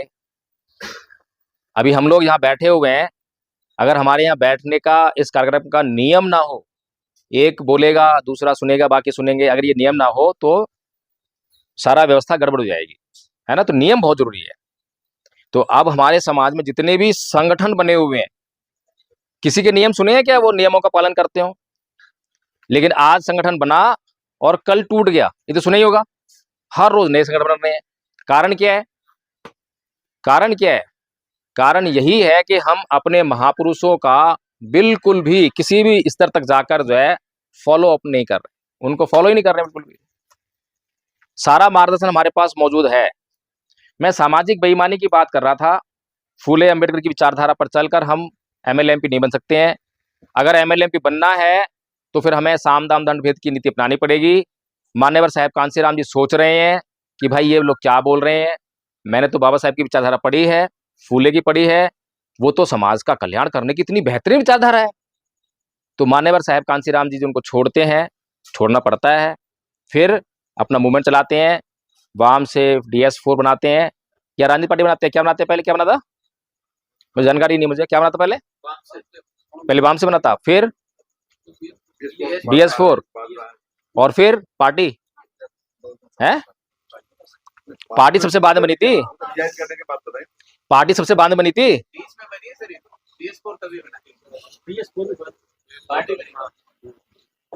पार्टी बनने से पहले सामाजिक कार्य कर रहे हैं। क्यों कर रहे हैं? क्यों कर रहे हैं? क्योंकि उन्होंने बाबा साहेब को पढ़ा है। मान्यवर साहब कांसीराम ने कितनी किताबें लिखी हैं? कितनी किताबें लिखी हैं? किताबें कितनी लिखी हैं? एक ही तो लिखी है, चमचा युग। कोई दूसरी किताब नहीं है उनकी, एक ही लिखी है ना। तो उन्होंने सारा कहां से करा? ये सारा काम जो है उन्होंने बाबा साहेब को पढ़ा और बाबा साहेब ने बहुत सारी किताब लिखी हैं। सारी जो रिसर्च है वो बाबा साहेब ने कंप्लीट कर ली है। अब फर्दर हमें कोई रिसर्च करने की आवश्यकता नहीं, उतनी आवश्यकता नहीं है। करिए रिसर्च, फिर भी कोई ऐसा नहीं कि रोकथाम लगी हो कि नहीं करनी है, लेकिन हमारे लिए जो हमें काम करना है, जो मिशन चलाना है, उसके लिए पर्याप्त रिसर्च जो है बाबा साहेब कर गए हैं। एक एक चीज को बड़ी गंभीरता से और इतने दूरदृष्टि को रखकर जो है एक एक बात को कह रहे हैं, इतनी दूरदृष्टि को रखते हुए कि आप सोचकर हैरान हो जाएंगे। जानेंगे बाबा साहेब को, पढ़ेंगे तो हैरान हो जाएंगे। तो बाबा साहेब जो है क्या क्या बात कह रहे हैं, जब संसद भवन में जब संविधान को लागू करा देते हैं तो संसद के बाहर आते हैं, क्या बोलते हैं कि जाओ ऐ मेरे समाज के लोगों, अपने घरों की दीवारों पर लिख दो कि हम इस देश के शासक हैं। कहा था। अच्छा, और बाबा साहेब ये भी जानते हैं कि ये जो मेरा अपना समाज ही इकट्ठा नहीं है, हैं? ये एससी लोग हजारों जाति में बटे हुए हैं, वहाँ ऐसी व्यवस्था हुई ना संविधान में। ये एसटी लोग हजारों में बटे हुए हैं, ओबीसी हजारों में बटे हुए हैं। फिर ऐसी बात क्यों कह रहे हैं वो बाबा साहेब? फिर ऐसी बात क्यों कह रहे हैं कि जाओ भाई तुम शासक हो? शासक कहाँ से हो गए? फिर शासक होने के लिए तो बहुमत चाहिए, वोट चाहिए, और समाज जो हजारों जातियों में बटा हुआ है। लेकिन बाबा साहेब कुछ भी गलत नहीं कहते हैं। बाबा साहेब कुछ कह रहे हैं तो सही कह रहे होंगे, सत्य बोलने वाले हैं ना हमारे महापुरुष है। तो बाबा साहेब वो क्यों कह रहे हैं? क्योंकि उनका लक्ष्य है संविधान से आगे बढ़कर जो है, ये संविधान है और ये धर्म परिवर्तन का मामला, ठीक है ना। 1950 में ये करते हैं और 1956 में ये, यहां पर एससी एसटी ओबीसी है और यहां पर बौद्ध। ये संख्या में 85 है, 85 है, 70 होंगे, 75 मतलब बहुसंख्यक हैं। ये अभी असंगठित हैं। इनको संगठित करने के लिए ये बात कह रहे हैं। क्या कह रहे हैं? जिस प्रकार से हजारों नदियां मिलकर महासमुद्र का निर्माण करती हैं, ऐसे ही मेरे समाज को सब कुछ छोड़ छाड़ कर बौद्ध बन जाना चाहिए। जिस दिन ये समाज बौद्ध बन जाएगा तो महासमुद्र का निर्माण कर लेगा और इस देश की सत्ता पर काबिज हो जाएगा। इसीलिए बोल रहे हैं कि जाओ मेरे समाज के लोगों, अपने घरों की दीवार पर लिख दो तुम इधर शासक हो। गलत तो नहीं बोला ना? उनकी गलती नहीं है, गलती हमारी है, गलती हमारी है। तो जो सामाजिक बेईमानी की बात चल रही है, मान्यवर साहब कांसीराम जी इस बात को समझते हैं कि हमें किस बात की जरूरत है, और मान्यवर साहब ज्योतिबा फूले और बाबा साहेब की जो विचारधारा है वो समाज का उत्थान करने के लिए है। ठीक बात है। अब दो बातें हो गई। अभी हमने एक बात तो ये करी थी,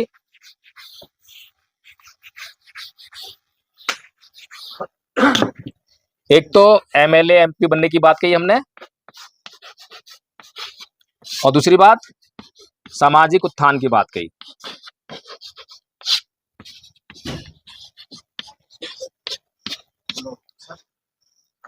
एमएलए एमपी बनने के लिए किस बात की जरूरत है? एमएलए एमपी बनने के लिए समाज को बेचने की जरूरत है, समाज को धोखा देने की जरूरत है, समाज से झूठ बोलने की जरूरत है, ठीक है। और समाज का उत्थान करने के लिए समाज को सच बताने की जरूरत है, समाज को इतिहास बताने की जरूरत है, समाज को उसकी हैसियत बताने की जरूरत है, समाज को इकट्ठा करने की जरूरत है ना। अब ये वाला काम करना आसान है, ये वाला काम करना आसान है? आसान काम कौन सा है? ये वाला आसान है। इसीलिए आज हर दूसरा आदमी जो है नेता बनता है। पहले समाज का नेता बनना आसान है, आज नेता बनना आसान है या पहले नेता बनना आसान था? हम कहते हैं कि भैया आज सोशल मीडिया का जमाना है ना। आज हमारे हाथ में अपनी मीडिया है, अपने हाथ में इंस्ट्रूमेंट है। अगर ये बाबा साहेब और बुद्ध के जमाने में होते तो क्या होता? अगर सोशल मीडिया जो आज हमारे पास है ये बाबा साहेब बुद्ध और कांसीराम जी जमाने में होता तो क्या होता? हम देश के शासक होते हैं। शासक होते? गलत कह रहे हैं साहब, आप बिल्कुल गलत कह रहे हैं। अगर आज बुद्ध बाबा साहेब और मान्यवर साहेब कांसीराम जी होते, उनके टाइम में अगर ये सोशल मीडिया होता तो उन्हें कोई जानता नहीं, क्योंकि सोशल मीडिया पे आप किसको जानते हो? सोशल मीडिया पे आप उसको देखते हो जिसको देखना आपको पसंद है, जो बहुत अच्छे से डायलॉग मारता है उसके वीडियो आप बहुत जल्दी देखते हो, है ना। जो शेरो शायरी करता है, सोशल मीडिया आपके लिए एंटरटेनमेंट है, आपके लिए जो है वो नहीं है, मिशन नहीं है, ये एंटरटेनमेंट आपके लिए है। उदाहरण देता हूं। अभी एक ये जो महाबोधि महाविहार का आंदोलन चल रहा है, इसकी जानकारी है आप लोगों को? सबको है। इसमें एक नाम बड़ा फेमस हुआ, कौन सा नाम? विनयाचार्य। इसका नाम लिखता नहीं हूं मैं, गड़बड़ हो जाएगी।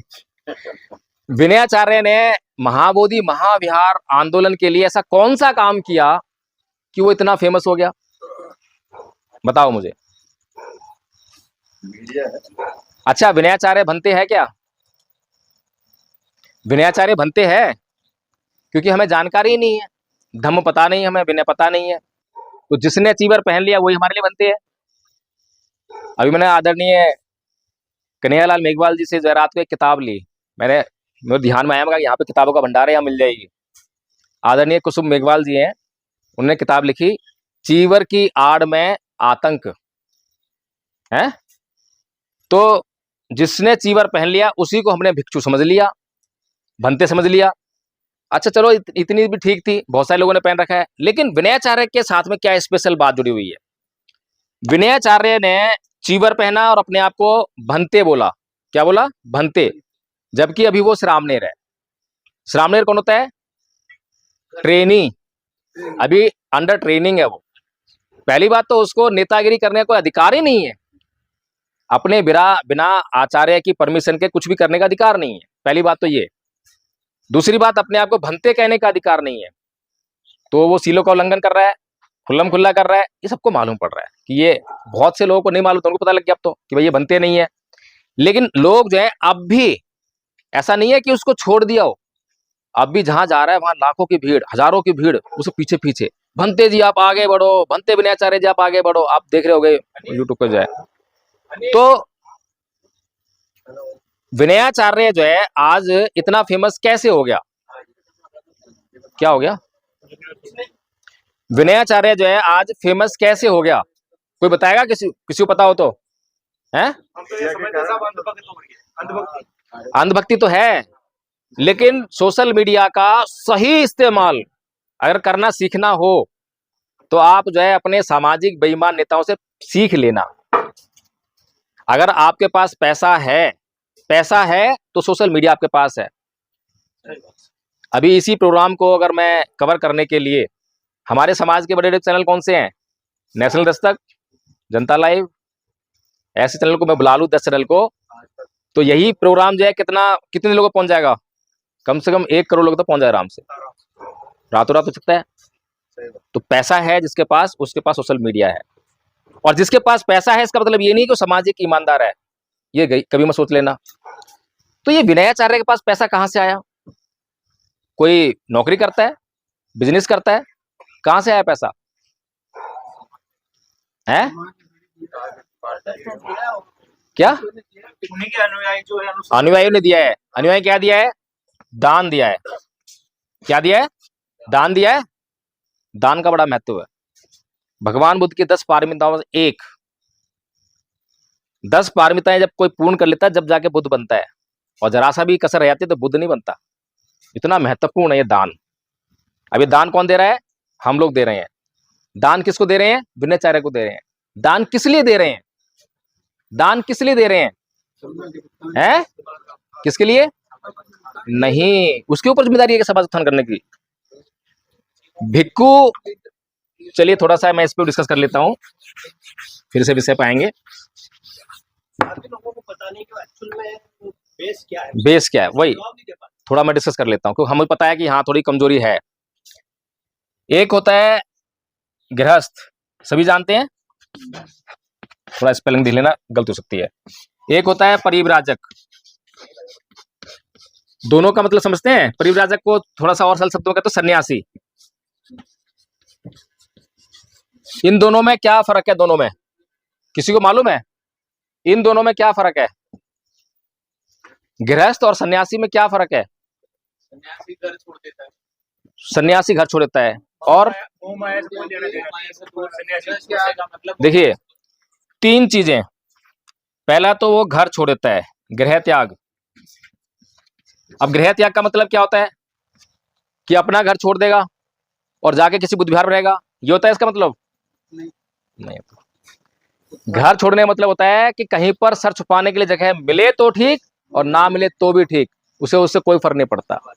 आसमान छत है और जमीन उसका बिछौना है, उसे कहते हैं गृह त्यागी, परिव्राजक, सन्यासी। ध्यान दे लेना आप जाके, क्योंकि हिंदू संत भी कई बार गड़बड़ी कराते हैं ना, बड़ी बड़ी बातें करते हैं, तो जब भी आए तो देखना भाई ये सन्यासी है भी या नहीं है। दूसरी बात, रिश्ते नातों का त्याग। शादी कर ली है, पत्नी, बच्चे हैं, सब कुछ, अब कोई बच्चा नहीं, कोई पत्नी नहीं, कोई रिश्ते नाते नहीं है, इसका त्याग करता है। ठीक है, एक भी बात गलत बोल रहा हूं तो बता देना मुझे। तीसरी बात है संपत्ति का त्याग। संपत्ति का त्याग, ठीक है। और अभी आप क्या कह रहे थे, समाज का उत्थान करने की जिम्मेदारी उनके ऊपर है? समाज का उत्थान करने के तो संघर्ष में आना पड़ेगा, शर्म में आएंगे तो संपत्ति भी लगानी पड़ेगी, तो समाज का उत्थान करने की जिम्मेदारी उनके ऊपर नहीं है। फिर एक व्यक्ति जो है ये गृह त्याग क्यों करता है, क्या कारण है, क्यों करता है गृह त्याग? गृह त्याग इसलिए करता है कि उसको सत्य की खोज करनी है। भगवान बुद्ध ने घर त्याग किया था, किस लिए किया था? सत्य की खोज करने के लिए। तमाम जितने भी उस वक्त जो है साधु सन्यासी हुआ करते थे, तो सत्य को खोजने के लिए घर छोड़ देते थे, है ना, ये उनका एक एम हुआ करता था। तो भगवान बुद्ध ने क्या सत्य खोजा? सत्य क्या था, क्या खोजा सत्य? अच्छा,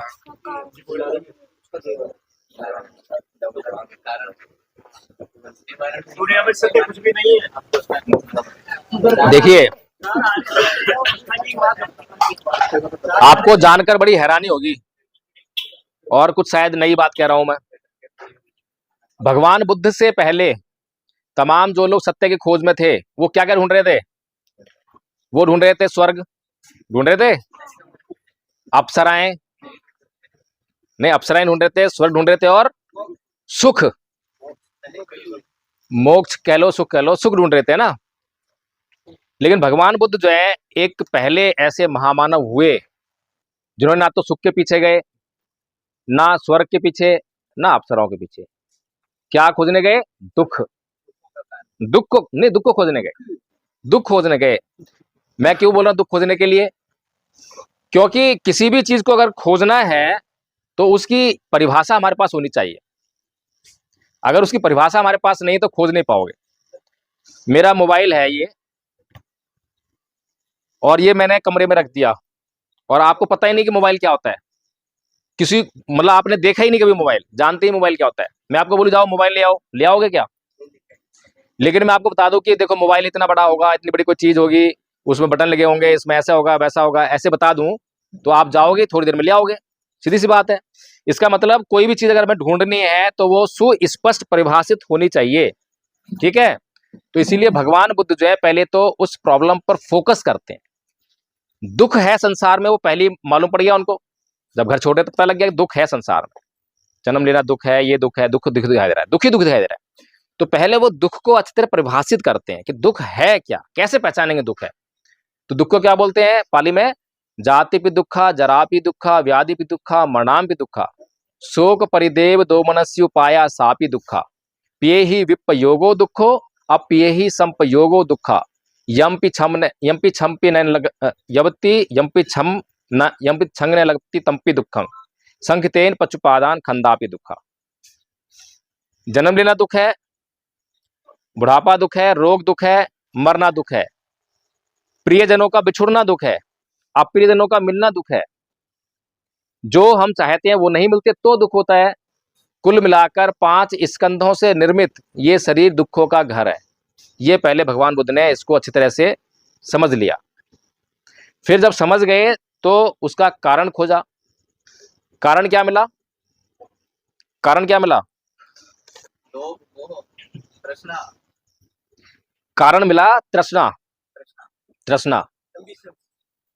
हाँ, अनेक जाति संसारंग संधा विसंग अनिविसंग, घय कारक गवे संतो दुखा जाति पुनः पुनः, घय कारक दिठोसी पुनः गेहंग नय कहासी।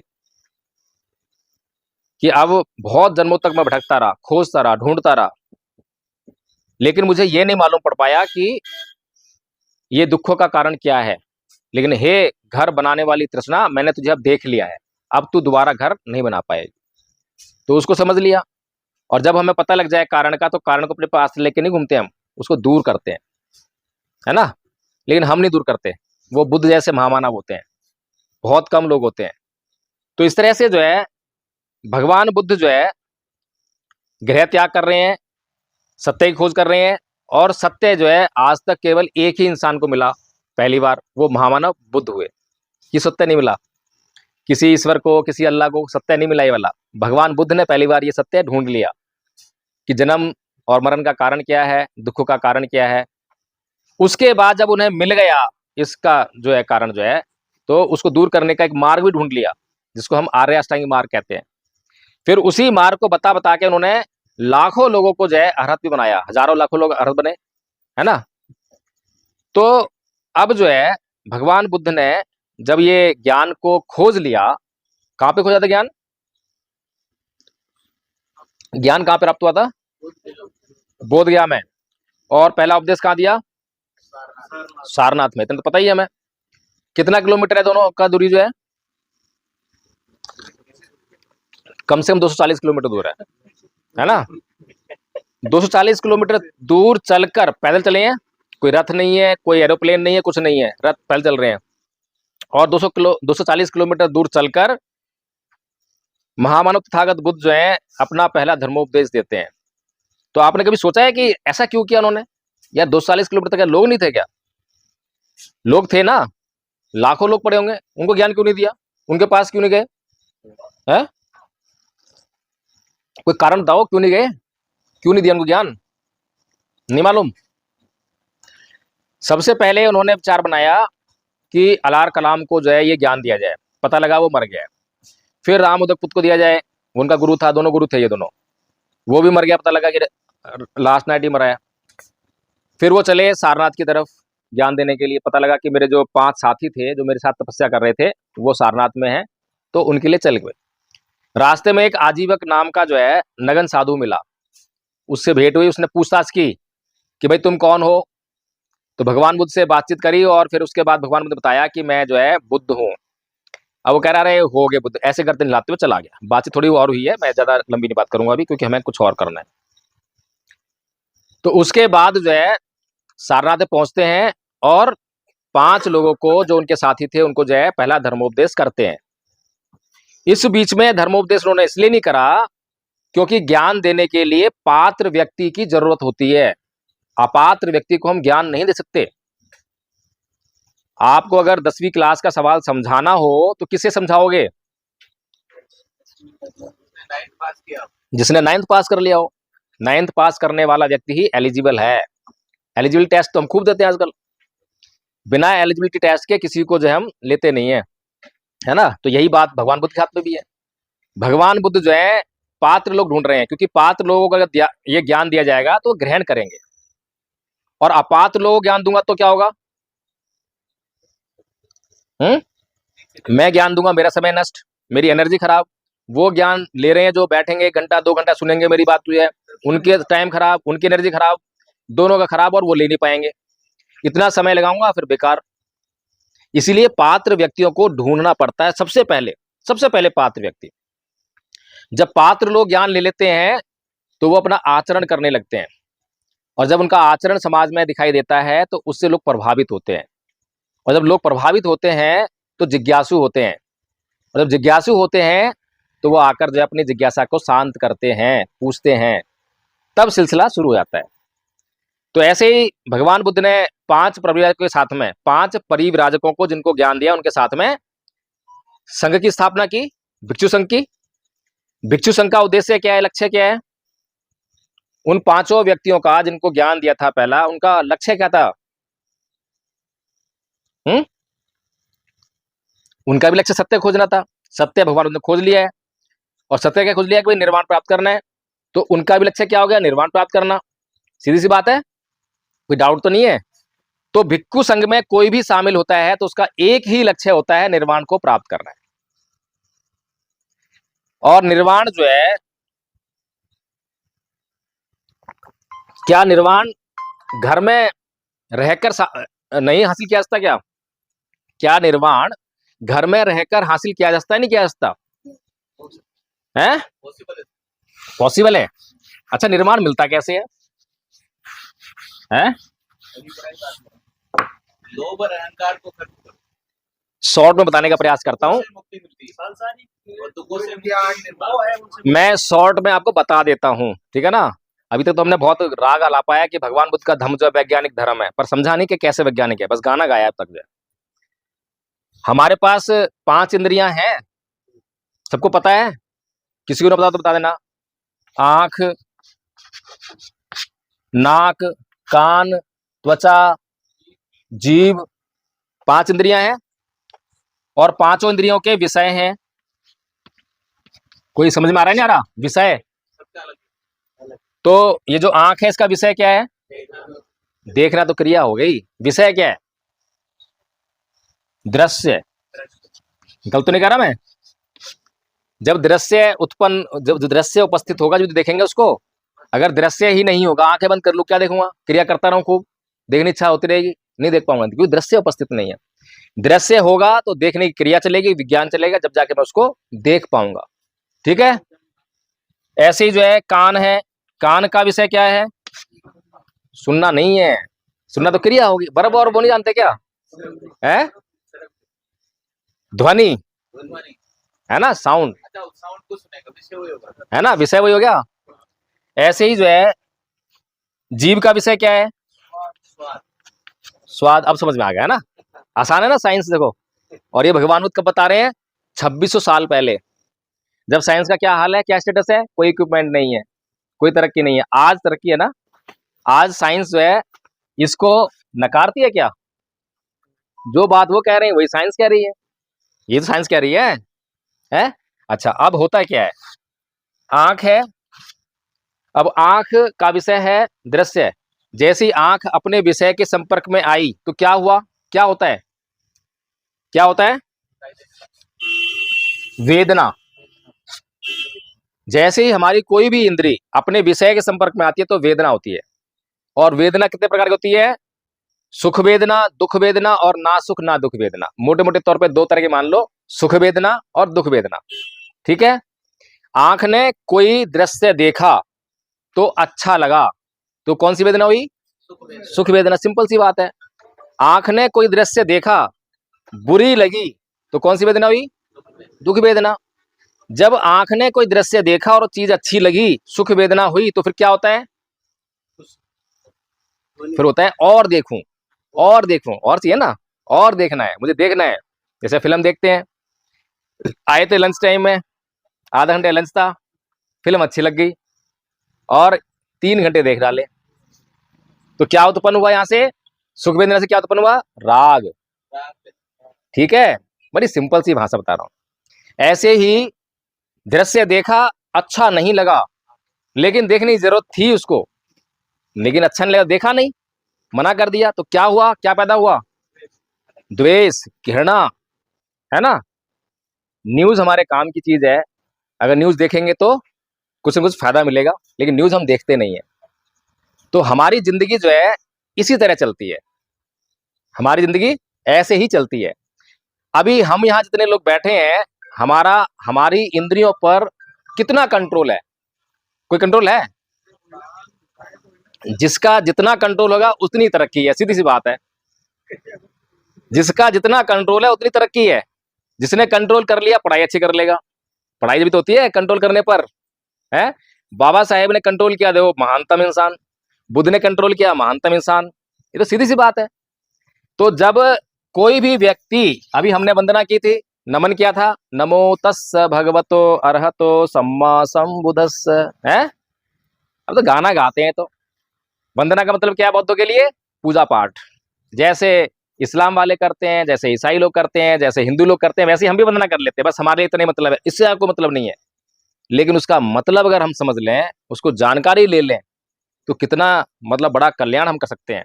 तो हमने कहा नमो तस्स भगवतो अरहतो सम्मा संबुद्धस्स, इसका मतलब है मैं उन सम्यक संबुद्ध को नमन करता हूं जिन्होंने अपनी समस्त इंद्रियों पर पूर्णतया, पूरी तरह नियंत्रण स्थापित कर अपने तमाम चित्त कलेशों, काम, क्रोध, मोह, लोभ, द्वेष, तृष्णा, ईर्ष्या, राग इत्यादि को अपने चित्त से निकाल बाहर कर अपने चित्त को परिशुद्ध कर लिया।